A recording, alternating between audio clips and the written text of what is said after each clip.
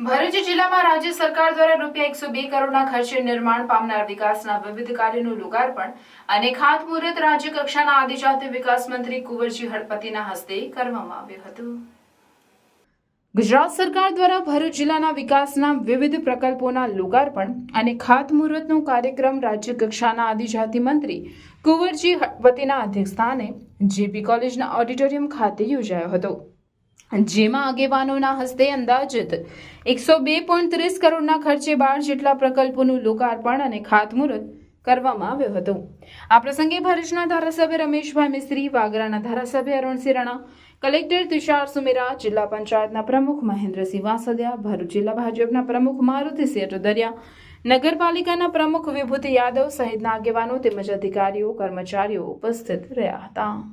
મોટાભાગના કામો આશરે લગભગ 102 કરોડ 30 લાખ રૂપિયાની માતબર રકમ આપીને ભરૂચ જિલ્લાના વિકાસના કામોમાં ગુજરાત સરકારે મંજૂરી આપી છે અને કામો ટૂંક સમયમાં શરૂ થશે।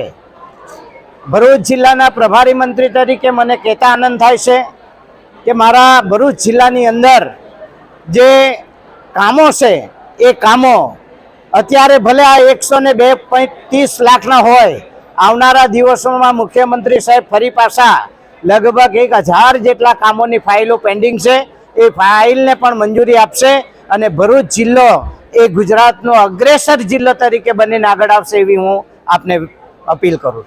એટલે આજના જે કામો ખાતમુહૂર્ત લોકાર્પણ થઈ રહ્યા છે, પ્રજાને ડાયરેક્ટલી સ્પર્શતા ખૂબ મોટાભાગના કામો છે।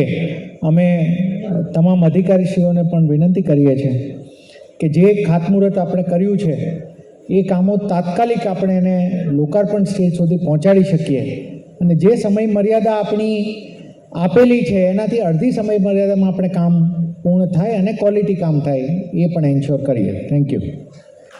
રાજ્ય સરકાર એ આર્થિક રીતે આપણા સૌ નાગરિકો માટે ગૌરવ લેવા જેવી બાબત છે કે આખા દેશના તમામ રાજ્યોમાં 29 રાજ્ય અને 6 કેન્દ્ર શાસિત પ્રદેશમાં વસ્તીના પર્સન્ટેજમાં બજેટમાં ગુજરાત એ આખા દેશમાં નંબર 1 છે।